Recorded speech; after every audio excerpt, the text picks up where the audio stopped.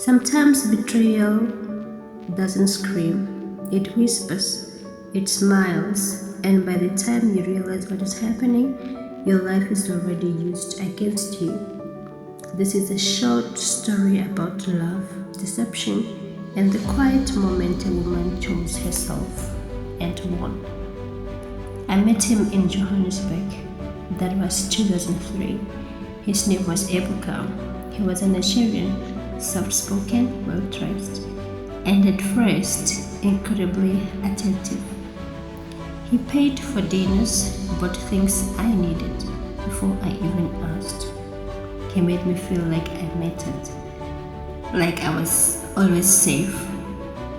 But real stories never start with the truth, they start with comfort.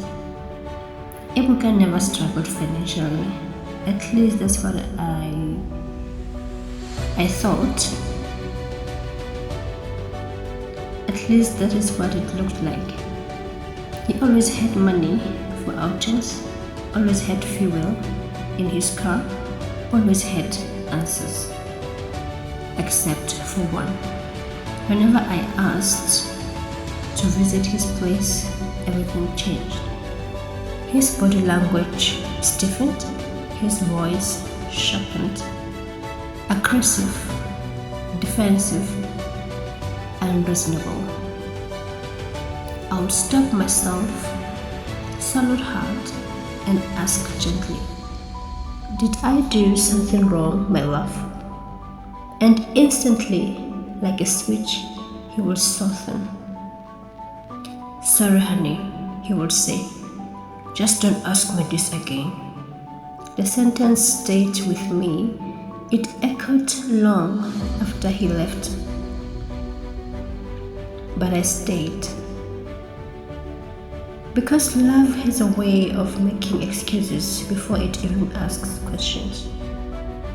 One evening, Buka arrived at my place, but this time he wasn't alone.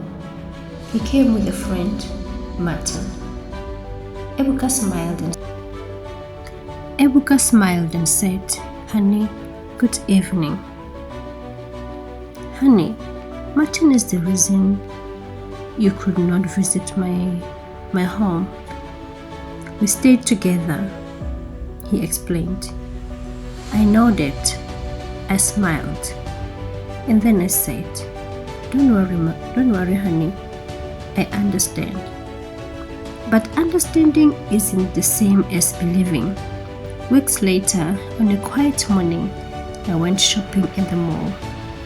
Nothing special, nothing dramatic, just an ordinary day. Then I saw Martin. He was walking beside a beautiful woman. She was confident, stylish, clearly comfortable with him. I greeted them. Martin frowned, looked straight at me and said, "Do I know you?" My heart dropped. I laughed nervously and then I said, "Sorry, maybe you look like someone I know." I walked away, but I didn't leave the mall because I insisted to stay. My instinct was louder than embarrassment. I stayed back, watched from a distance. They walked towards the parking lot, and then I saw it. And then I saw it all. Ebuka standing beside the car. The same car he used to pick me up. The same car he drove me to the cinemas with.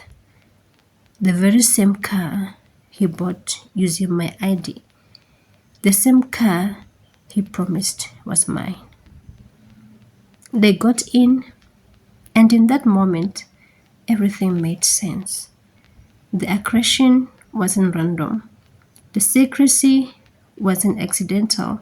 It was clear to me now, this very moment, that I wasn't his partner.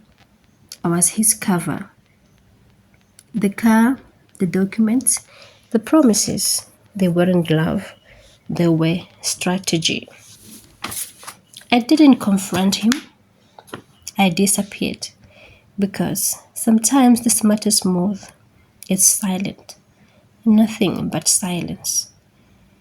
What Ebuka didn't know was that the car is legally registered in my name. What he didn't expect was that I kept the records. I had paid half of the deposit the dealership demanded. My ID was on the purchase. My name was on the paperwork. So I went back, not to him, but to the car dealer. I was prepared.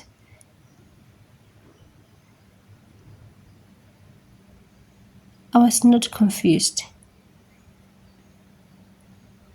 I went there and they told them everything. The law did the rest. The car was located and returned to me, not because of anger, not because of revenge, no, but because the truth was documented. I never shouted, never begged, never chased closure. I walked away with dignity and what legally belonged to me. That was the day I learned love doesn't require fear. Love doesn't punish curiosity. And love never needs to borrow your identity. Sometimes winning is simply choosing yourself and living smarter than you arrived. If this story sounds familiar to you, trust yourself sooner and remember silence isn't weakness, it's strategy.